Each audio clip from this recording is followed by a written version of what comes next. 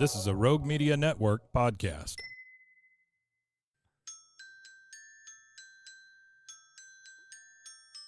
Swimmers here. Swimmers here. Swimmers here. The Adult Swim Podcast.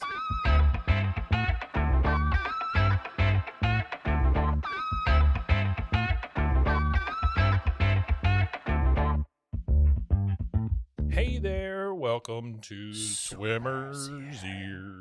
Swimmers here. I'm Mike, and that's Rusty. And I'm Rusty for sure. There he is. That's me. So Rusty, we've been doing this for a few episodes now. Yeah, which I thought we should have probably did this at the beginning, Yeah. but I kind of slipped my mind. Well, in and the I was tradition thinking of about it. Adult Swim, we'll do it later. Yeah, we'll do it later. So we're going to talk to you guys a little bit about the creation of Adult Swim and how it came to be. So for those of you that don't know, Adult Swim is a, what would you call it? A block of TV shows Yeah. that are generally geared towards adults. And it's generally animated, not exclusively, but it's generally animated programming. And they've been doing it for... 2003. Since 2001, I think. Yeah, September 2nd, 2001 was the actual launch. So it's like 22 years old. I was 11 when they started it. So it's something that's very influential to a lot of my TV watching and upgrowing. Sure. So the head programmer at the time for Cartoon Network, and he was the programmer for the original programming, and he was the original head programmer. He's the first head programmer for Cartoon Network. He kind of conceived this block of shows for content appropriate for adults who might be watching the channel after, a certain time of night. And so it was an experiment, and the network experimented with this programming. They didn't have anything official yet. There was no official title or anything like that. Mhm. And what they would do is they would experiment a little bit and play some anthologies and stuff like that of uncensored classic cartoons. So you'd have Toonheads, and Toonheads was pretty much just like Metro Goldwyn Mayer cartoons, some Hanna-Barbera, some Warner Brothers, some Popeyes, and they would have background information and trivia on each one, and it would just be about the animators or the voice actors of the shorts. And then you had the Bob Clampett Show, which was a bunch of theatrical shorts from Warner Brothers that were animated or directed by Bob Clampett. He was an animator. Then you had the Tex Avery Show, which again is another Tex Avery animator was who did a huge. bunch of stuff. And then you had Late Night Black and White, which so their original programming for this was a lot of older cartoons and stuff. And they also had Toonami. Toonami existed at this point, and which is action programming uncut with minimal edits is what Toonami was. So Toonami is just like a lot of anime stuff. Yeah, I really. just think of it as anime. So, as we all know, in the 90s is when there was this huge shift for a long time. So, a lot of original animation, like the Flintstones and stuff like that, wasn't targeted for kids. It was targeted for adults. It was a primetime show for adults to watch. And if you've watched the Flintstones, it is that 50s feel to it, that 50s home life, the cookie cutter houses, the neighborhood feel. You're mowing your lawn, talking to your neighbor over the fence, and it had that real it was an adult field show to me. Like even as watching it now, I was like, I don't really like watching the Flintstones as an adult. I could see that it was targeted for adults. Plus they had commercials with the Flintstones with cigarettes and stuff like that. So in the 90s was a revival of this adult animation, and so Fox had The Simpsons, and that was like the one that kind of kicked all of this off for everybody. Was The Simpsons, and they were on the Tracy Ullman Show. There was like 40-something shorts on the Tracy Ullman Show, which was actually a British show, isn't it? No. It's not. Was she British? She's American. She's American. She may be. I don't remember. I can't remember, but either way, I remember those shorts on the Tracy Ullman Show, though. The Tracy Ullman Show was basically like, if you ever watched In Living Color, or Saturday Night Live, stuff like that. Yeah. It's a little sitcom, or like sketches. Yeah, sketch show. Yeah, it's more of a sketch show. So She did a ton of characters. Yeah, she did a lot of characters. Yeah. So you had this trend at this time of adult animated programming and stuff like that. So the first foray into this original programming thing for Cartoon Network before the creation of Adult Swim was Space Ghost Coast to Coast, which we've talked about Space Ghost Coast to Coast on our David Letterman podcast that we had before. And there was a lot of overlap between Late Night and Space Ghost Coast to Coast because Space Ghost Coast to Coast is a tongue-in-cheek of that. Yeah, it's basically late Letterman night talk Space show Ghost. thing. Yeah, so that was the first animated late night talk show. 94 to 99. Space Ghost Coast to Coast, and and if you haven't, you got to watch it. And if you don't know Space Ghost, he was a serious character in 1966. They had an animated series. It was a Hanna-Barbera series. Yeah. You know why they're in Georgia? Why Hanna-Barbera is in Georgia? No, Adult Swim. Do I know why they're in Georgia? No, I have no clue.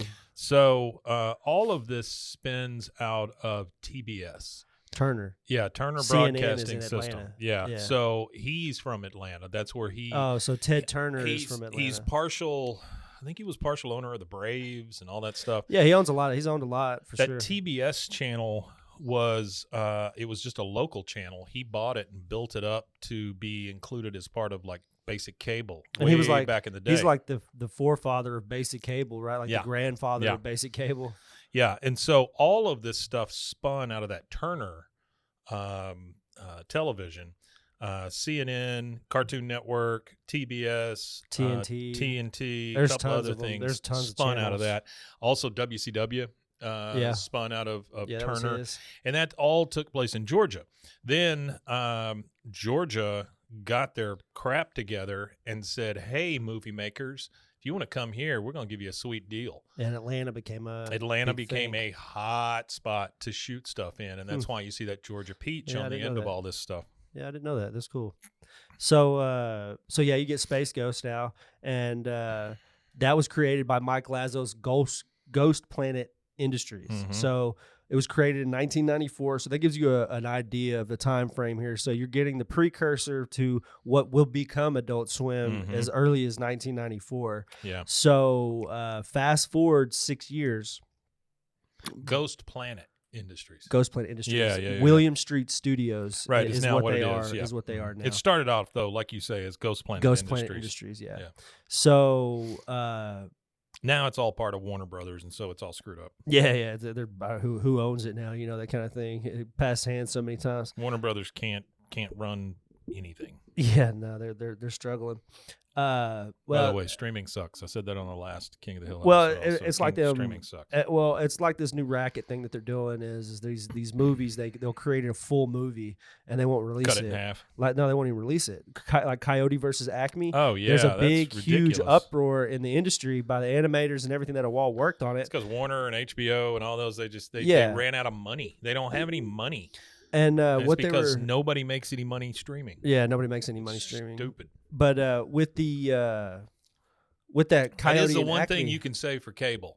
Cable had their shit together as far as people making money. Yeah, everybody made money. You know? They all made money. They didn't. Yeah. They didn't have. Well, I say they didn't have slow incremental increases on prices like that either, but they do too. They did. They do just as bad as everybody else. But so with Coyote versus Acme, they've shelved it. And filed insurance claims on the losses that they made on the movies, which is nuts that they could even do that. Yeah. But if I start a they're business, doing that. If I start a business here and I go under, I'm not filing. I can't file insurance claims to get my money back. No, so that's what they're doing. I guess I should have taken out insurance when I started. I don't know. There's probably some weird loopholes and stuff. Start ready to fail, I guess. Yeah. Well, I just don't understand creating a full movie that's releasable because pretty much from everything everybody says it's post-produced and it's ready to release, but they're just holding on to it, which is weird. I don't know how that saves them money. Yeah, I don't either. So fast forward 6 years from 1994, between 4 a.m. and 5 a.m., this would be Eastern time, on December 21st and December 30th, there was a hiatus of Space Ghost at the time. They did some stealth premieres. Which you're talking about Adult Swim between 99 and 01? No, this is between December 21st and December 30th of the year 2000. Oh, okay. So this is at the end. So that's 2000. right. Like when you look up Adult Swim, it ran or Space Ghost is 94 to 99. Then 01 to 04, then 06 to 08. Yeah. It had these phases it went through at sure. the time. So that block of time between the 21st and the 30th of December in 2000, they were doing these stealth premieres, which Adult Swim is known for releasing content in a stealth way and just kind of gauging how it goes, and then go on with the full run. So you had C-Lab 2021, Harvey Birdman, Attorney at Law.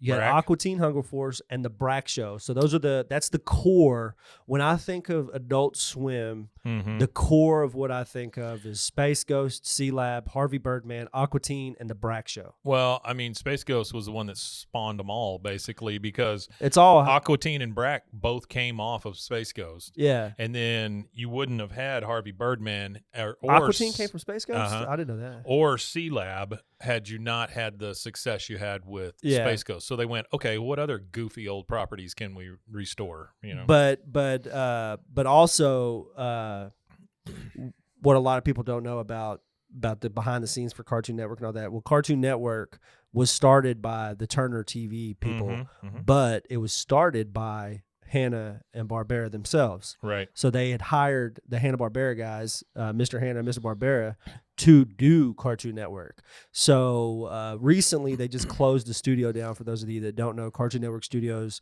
they were bought by Warner Brothers, and they closed down the studio in L.A. and auctioned off a bunch of stuff. They auctioned off the original letters that were on the building. I actually looked at trying to get one of the original letters, and it just was a little too ridiculous to Warner Brothers, get into. You're not good at making things. Your no, movies kind of blow, right now. and your TV sucks. They're definitely struggling. So with I lost my train of thought. Well, I mean, after that, you had they kind of started throwing everything at the wall, a lot of spaghetti at the wall, because you got stuff like Immortal Grand Prix, which was a Bandai thing. So that was I had a bunch of that stuff. So Stroker and Hoop. So going back a little bit, there's a lot of interviews being done by people in this time frame. So before they released all these stealth releases, there's kind of like hints that this stuff is going on. So there was like an interview with an indie pop band called Calamine, and they're the ones that did the they did the theme song for C-Lab. Oh, okay. So Lazo at this time, he's fielding a ton of pitches for all these shows and stuff like that, and he realized the potential at that time. So they were trying to come up with a name for this block of time. So a couple of the names that were thrown around is Ibiso, which means stop in Spanish, parental warning, and parental block. You know, those were the ones that they went. But of course, Adult Swim works. Adult Swim sounds a lot better. But what a lot of people don't know about Adult Swim in the name, so for those of you that got to experience public swimming pools, a lot of people that have never had that experience, they don't even really have a lot of public swimming pools anymore, not even around here in this area. I can't even think of one except for maybe the Y in Hewitt. Don't they have a pool? Maybe. I don't know. I don't know. The Y. No, not the one in Hewitt. Yeah. No. So one of the a common policy in public swimming pools back in the day was they had time intervals for kids. Kids could swim this much in the daytime, and then this block of time is reserved for just adults. Of course, adults and kids can swim it, right? But then kids got to get out of the pool when it's adult time, and that's why they always say in Adult Swim, kids get out of the pool. Well, it's like Adult Swim. It's Adult Swim. It's couple skate. Is all of that kind of stuff. You know, it all falls in the same kind of thing. Hey, by the way, did you know that the company? You know, again, like we said, it's on William Street. That's why they called it that. Yeah. It's in Atlanta.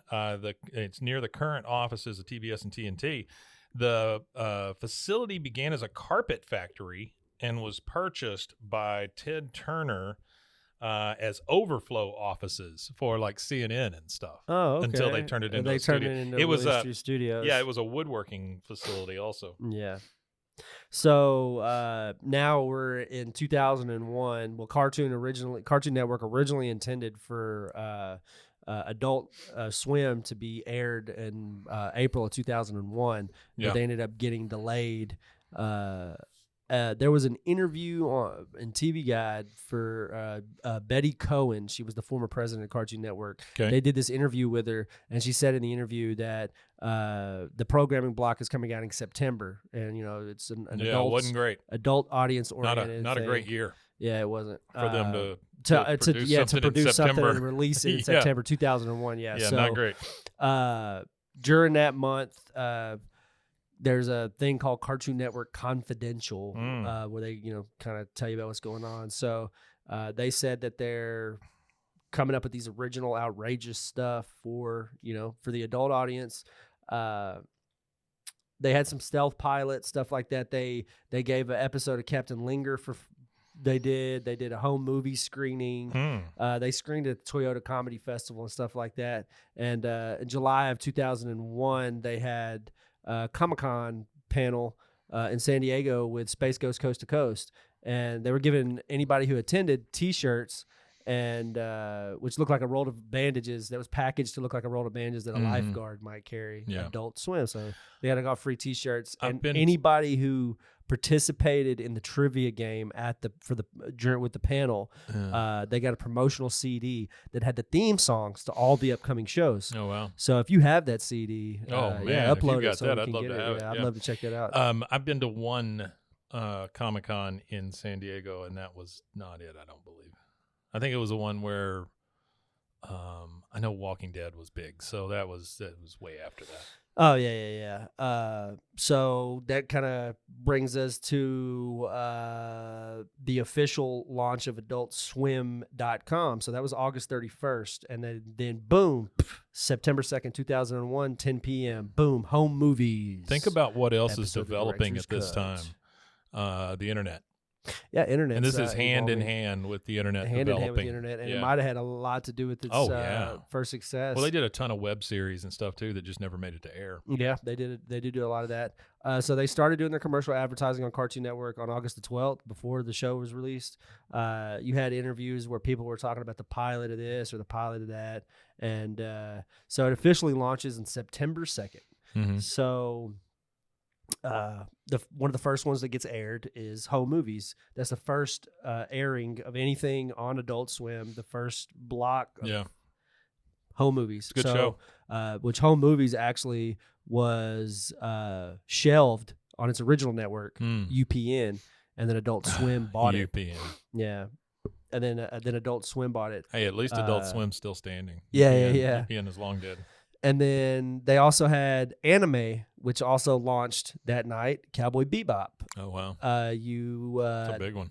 Then the next week, you had Aqua Teen Hunger Force airs. So that kind of brings us to modern times. So we are from the Adult Swim history. That was a rundown of the starting of Adult Swim. There's a lot more that I could talk about because you have all the bumpers. Well, and we will as we go. You have all the bumpers, and it would always have signs around a pool talking about warning potential violence, warning strong language, sexual innuendo, caution, limited animation, no diving, no kids, warning adult situations, all kids out of the pool.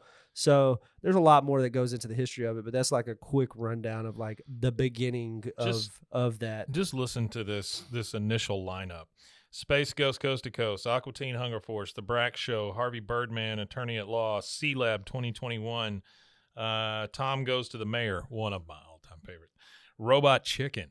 I mean, Robot Chicken has gone on for a million years. Robot Chicken's great, though. Squidbillies, Moral Oral, Metalopocalypse, Assy McGee. Assy McGee's pretty funny. Frisky Dingo.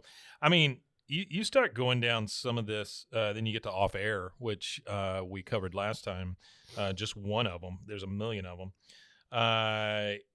It's just amazing. You keep going down this list. You get to stuff like Mr. Pickles, Rick and Morty, Mike Tyson Mysteries, which we've been talking about this week for some reason. That one was funny. Venture Brothers. Oh, my God. Boondocks. Big one. Yeah, Boondocks. Samurai Jack showed on there. It showed on Cartoon Network and on Adult Swim. Yeah.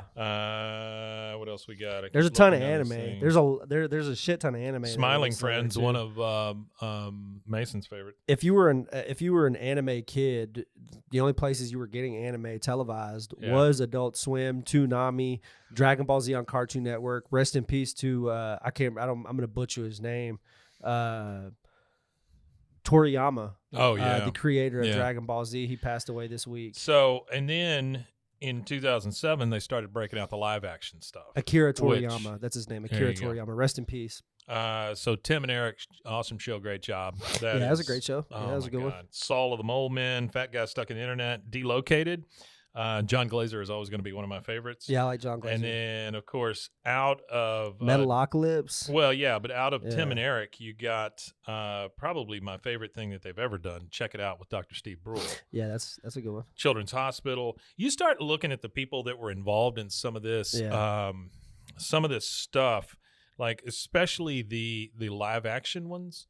These people have gone on to have huge careers. Like everybody in Children's Hospital. They've all done really good. Everybody in Children's Hospital. I Every feel time like I turn on the damn TV, they're in something. On all of the most successful shows, they've all done something. Eric Andre's pretty show. That's a big deal too. Yeah. He's now Metalocalypse. He's now They just finished Metalocalypse completely. They closed Metalocalypse out in August 22nd. They released it in a movie in last year actually.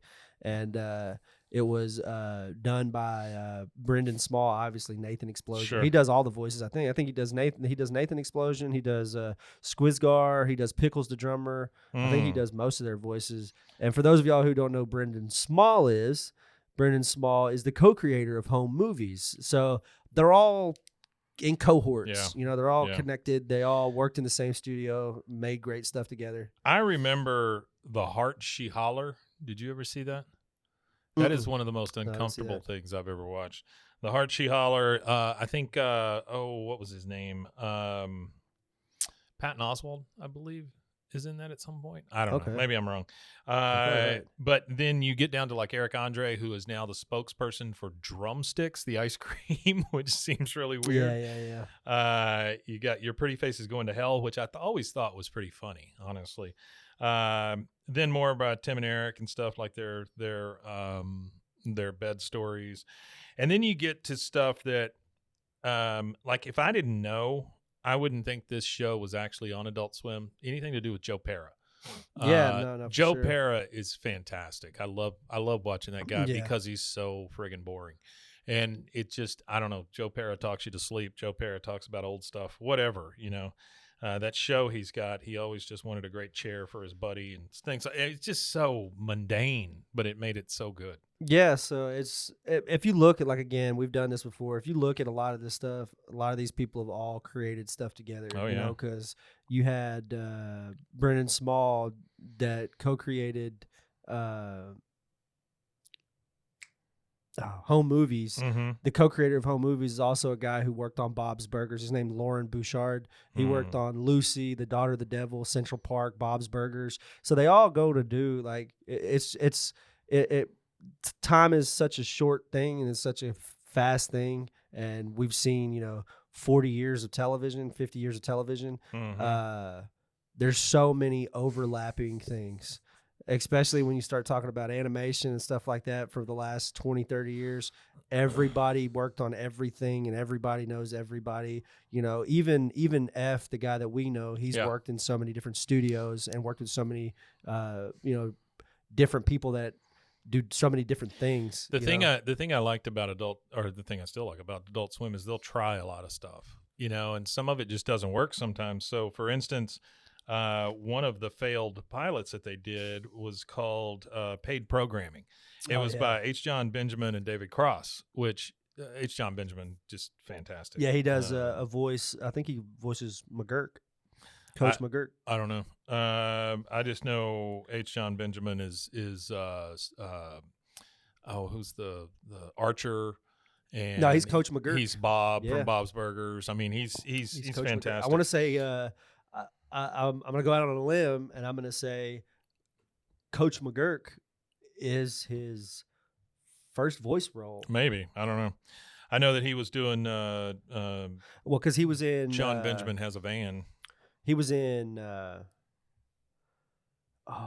he was in a bunch of different stuff. Oh, yeah. He's been in a ton of things. His animated stuff. He started off in Dr. Katz. That was his first animated Right now, thing, he's the Dr. voice Katz. of some pigeon on TV, on some commercial somewhere. He was in a lot of the Squiggle Vision stuff. But he was in Dr. Katz. He was in Science Court. Yeah.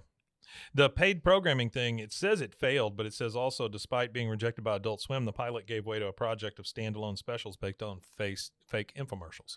So he did that with David Cross, right? Well, that's what I'm saying. Yeah. The paid programming thing failed, but they took that and made it into the infomercial stuff. One other one was the new Big Ball with Neil Hamburger. You know Neil Hamburger? No, I can't say I know that one. He spun off of Tim and Eric. And Neil Hamburger. Do you remember Andy Kaufman? Yeah. Used to play a really like turd, like this guy. It was like his alter ego, and the guy was real sleazy. And he would come out and talk. He'd be like Andy's agent or something like that. He's a lounge singer. I can't remember the guy's name. But Neil Hamburger was that kind of character. Oh, okay. I went to see Tim and Eric, Awesome Show, Great Job on tour one year, and like half of the show was Neil Hamburger just being stupid. But it's great though. And that's what I'm talking about when they say these spinoffs and stuff. Again, they'll try almost anything, which is pretty nice in this world. Yeah, it's good to try. Not a lot of people will see anymore. What works. Yeah, and I think that's what, like, the whole.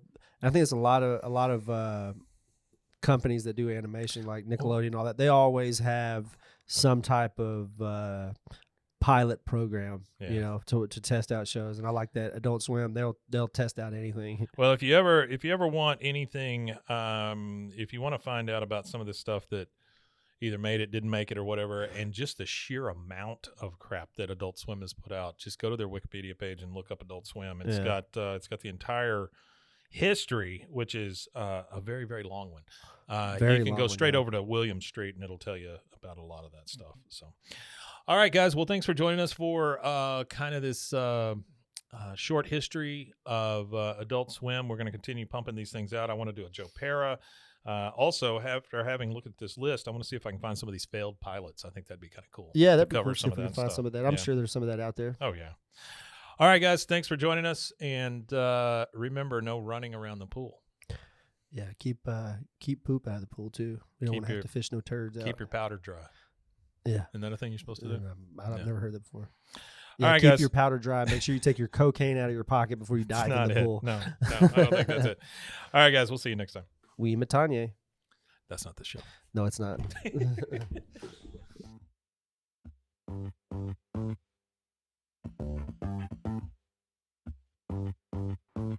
You can find Swimmer's Ear anywhere you get your podcasts or at roguemedianetwork.com. Don't forget to take your Claradrill. See our ad in Tables and Chairs magazine.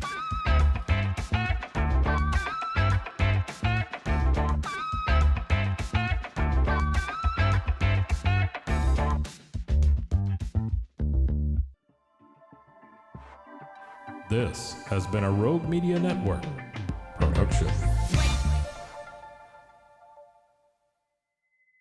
Say, no, girl, and eating good, was it?